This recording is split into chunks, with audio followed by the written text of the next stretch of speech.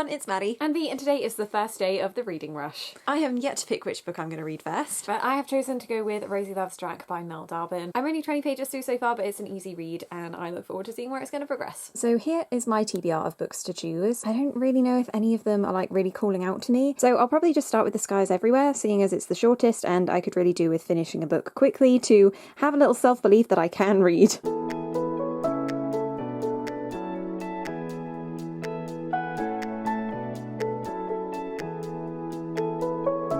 I am 100 pages through The Sky is Everywhere and I love it so far.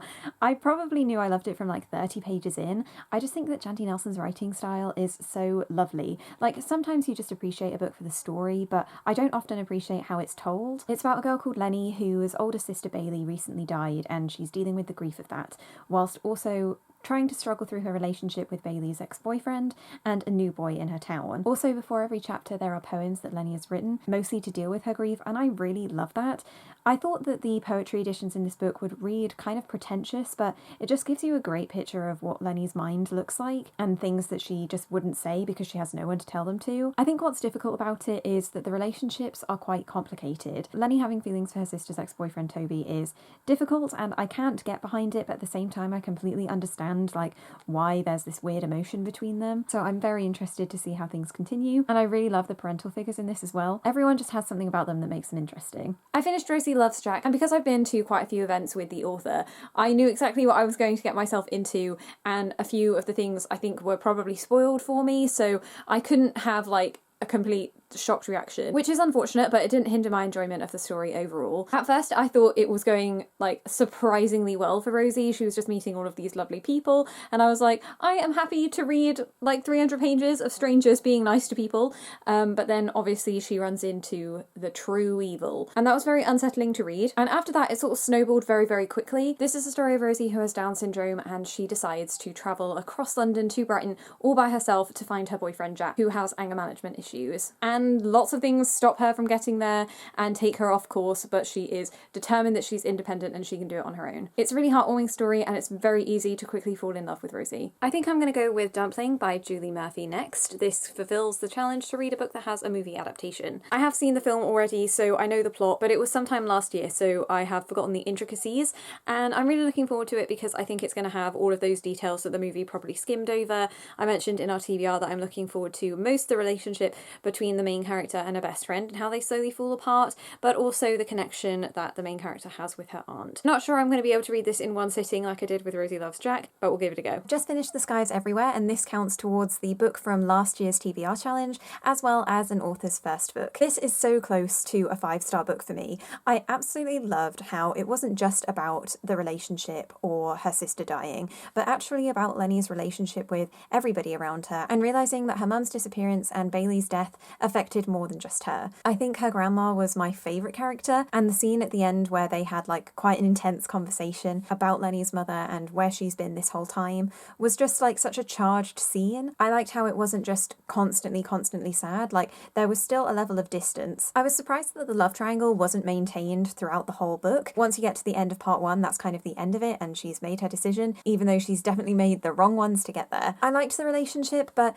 that's probably what stops me from giving it a 5 out of 5-star rating, because there was something about the way that the love consumed her, or the obsession with it, that made it feel slightly unrealistic for me. And I know she's a huge fan of Wuthering Heights, which has the most like toxic, weird relationship ever, so I could understand what was trying to be done, but I didn't entirely gel with it. I much preferred when she was having the conversations with the other people in her life, like her best friend Sarah, that she deserves another shout out just like the grandma. I loved how she called Lenny out on cutting her out of her life, but how she was still a supportive friend and aware of all of the circumstances that were making their friendship difficult. I think there's so many things about this book that will make it memorable. Also, it's just over 300 pages, but I felt like it was such a longer story than that. I often get that with books that I really enjoy. I feel like I sit in them for a lot longer than it should take me to read a book based on my average reading speed, but I'm not disappointed that it took me a while to read this one. I liked savouring it, and I can definitely see it going on a reread. I'm 100 pages through Dumplin now, and I'm really, really enjoying it. I love this like muggy summer vibe it has to it. It's like perfect for the weather that we're having at the moment in the UK. I'm really pleased that I watched the movie first because because it's really adding to the atmosphere. Like, I can picture everything really well. So it's all coming together really nicely, but it is very different to the film as well, particularly in the relationship that Will has with Beau. I didn't realise that was something that went through practically the entire book. Well, I mean, I'm only 100 pages through, but, you know, from the beginning. In the movie, it, like, shows it as sort of like an end of the movie payoff thing. I really, really adore the writing style as well. It's like my perfect contemporary because not a lot is happening in terms of events, but it doesn't feel so paced at all. I feel like it's properly built up all of the characters' relationships. I feel like I've known them forever. So I'm really wondering what's going to happen in the next 270 pages and what's going to cause all the drama. I know we have the big pageant that's going to probably eat up a huge chunk of that, but as I said, I'm most interested in the personal relationships and to see what's going to happen there, because it looks like there's going to be some conflict with the love interest coming very, very soon. Yesterday, I also managed to read 120 pages of The Kingdom by Jess Rothenberg. This is all about mechanical princesses that work in like a Disneyland-esque place, and they're slowly becoming like sentient, have more feelings, and essentially one of the princesses has killed one of the maintenance workers and they're trying to understand why. I really love the narrative style because you've got the investigation going on in the present and it also takes you back into the past so that you know the main character Anna and why she made that decision. It's an interesting device to reveal the murder in the blurb and you know about it from the very beginning, so that's not a surprise. So you've got to be kept interested through other reveals, and I'm definitely hooked. The chapters are quite short and I always love that in the book. It really keeps me engaged and I can't wait to continue it, so I'm going to try and read this one, and it will be for my challenge of reading with a non-human main character. Today, B and I are also responsible for a 2-hour reading sprint on the Readathon Twitter. In the previous years that we've hosted, we've done a Steven Universe and a Gilmore Girls theme, so this year, to reflect our current obsession, it will be BTS themed. And luckily, BTS have quite a lot of running in their choreography, so that will tie in very well with sprinting. So this is the beginning. I made cute little graphics for us of what we're currently reading, and then we asked people to reply with their bookmarks, and as soon as we started doing sprints, all of the boys got really active on Weverse and the new Run episode came out, so haha. And now we've just been sprinting, which has been excellent. We haven't tweeted that much, I suppose. We're halfway through our sprinting session on the Reading Rush Twitter.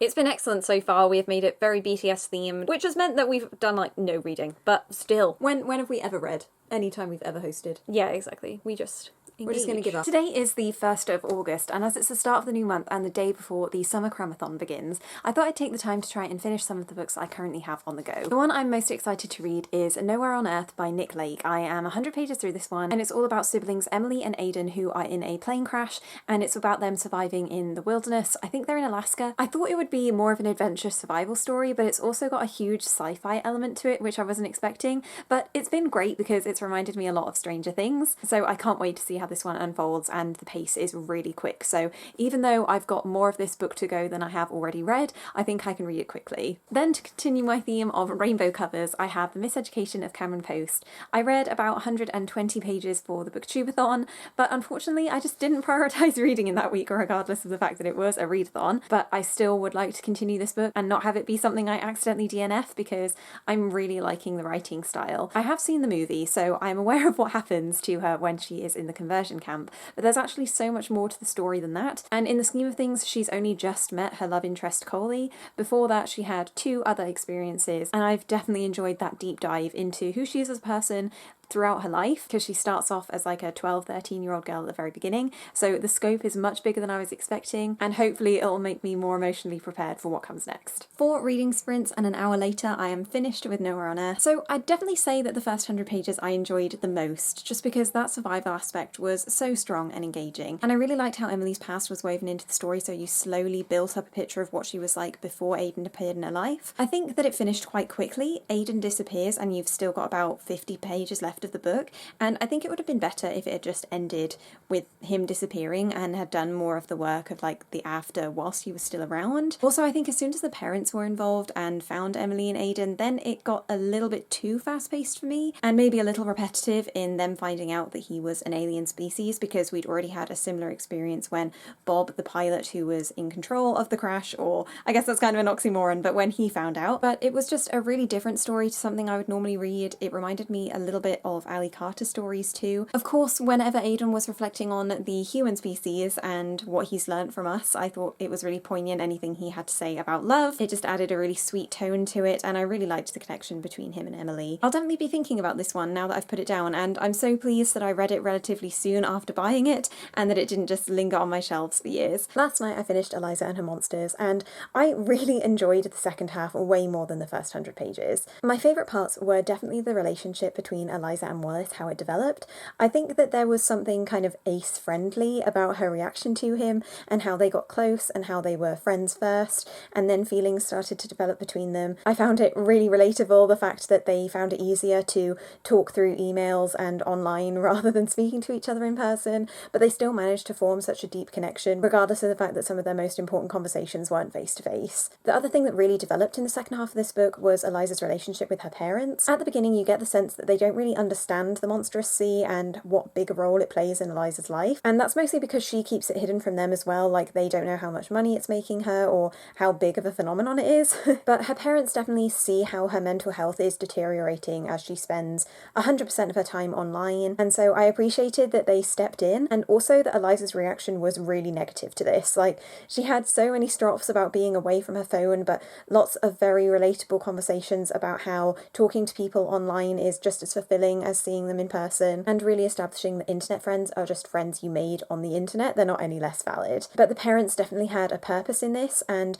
the fact that Eliza was ignoring her family life in favour of the world that she created, I thought was a really interesting dynamic that affects so many people, and it just felt so authentic, because as a teenager, I know as soon as I got home from school, I was just straight on the internet until I was called down to dinner. And although her parents made a huge mistake that spiraled Eliza into this panicked mindset, it wasn't entirely their fault, but still, the repercussions of an action that they made caused so much trouble for her. I still think that in the end they made the right decision, and I liked how close the family got because of it. Mental health definitely plays a stronger role in the second half as well, and this is what I was expecting. I'd watched a few reviews and seen other people talking about how dark this book could get. I think it begins with Eliza talking about this treacherous turn in her town that has taken the lives of about 10 people for going over too fast or something, and this is a thread that is expertly woven throughout the whole book. You think it's not going to be relevant again, but then it comes up in new ways that you're not expecting, and it was definitely the climax of the book when she went to that space herself, but sought help for it, found her community, and by the end you know things are going to be great for her. One thing I didn't get on with was how Wallace reacted when Eliza said that she wasn't going to do Monstrous Sea anymore, when she just became overwhelmed with the pressure, and that's something that they could relate to another person in this universe. The author of Eliza's favourite series didn't write the final book because of the pressure of her fans, and she didn't think that she had it in her. And Wallace says that he is completely fine with that because he doesn't want the author to cause any harm to herself, and the fans should respect that. But when the situation is actually in front of him with Eliza, he becomes really selfish and says that she has to finish it, which I didn't understand, because if you wanted him to have that moment, then don't make him understanding to it the first time round. It just, that really turned me off him, and by the end of the book I did come round to his personality, but that was just a major mark against him. I thought the epilogue was really hopeful. I think the last 30 pages and the bonus content that I've got in this edition just felt so cute, the author was just having fun with her characters existing outside of the story and making everything cute and happy for them. I wish that more books did that, to be honest, just regardless of plot and whether it's just fluff, put the fluff in anyway, because some people definitely want to read it and I am one of them. So in the end, I understand why people recommended this so much after Fangirl by Rainbow Rowell, and I'll be recommending it in the future because there are so many elements of this that I really did enjoy, and it's definitely a book that I've come away from feeling inspired to create something. This morning I also managed to get 100 pages through Sense and Sensibility, so I've got 300 left, and I'm at the God's Promise part of The Miseducation of Cameron Post, so that's 270 pages through. There is less to go than there is, but I think that it will feel like a very different book, so I just have to accept that that's going to be the case, but I'm still very interested to read it. So I finished Dumplin, and what I was saying about it being amazingly my pace, I think sort of petered out towards the end, because it just felt like we were in the same place and the same mood for too long. I kept thinking that the book was going to deliver something better than the movie, but I think in the end the movie does a really good job of creating like a more intense arc, especially because the pageant turns out to be an anticlimax in a way, not only in the outcome of it, but in the build-up. It starts out as something that Willowdean is really like encouraged to be working on and to take down from the inside, but then as she actually gets into it, she realizes that she doesn't care about being spiteful or trying to prove something to her mother. It's just very different to how I thought this was pitched, but there was just something about it where I felt myself getting a little bit disinterested. And I think the ending of the book as well, it like cuts off quite abruptly without giving you this strong resolution to the main relationship of the story. And the thing that I kept saying I was looking forward to was the conversation between the best friends who had fallen out, but once again that was resolved with not the satisfaction that I had been hoping for or the complexity of conversation. Like they had a conversation about how they were holding each other back, but again I don't know how they're going to move forward. Obviously there is a companion to this story, so I wonder if it would be worth reading for mentions of the characters in this book. So please let me know if you've read Put In what you thought of it, and if it gives like any more of a resolute ending to the relationships in this book. I forgot to mention though that I'm still going to give it 4 stars because I did really enjoy the reading experience. And so that's all we have for this week's reading vlog. Thank you everyone so much for watching. Hopefully we'll have another one of these really soon for you.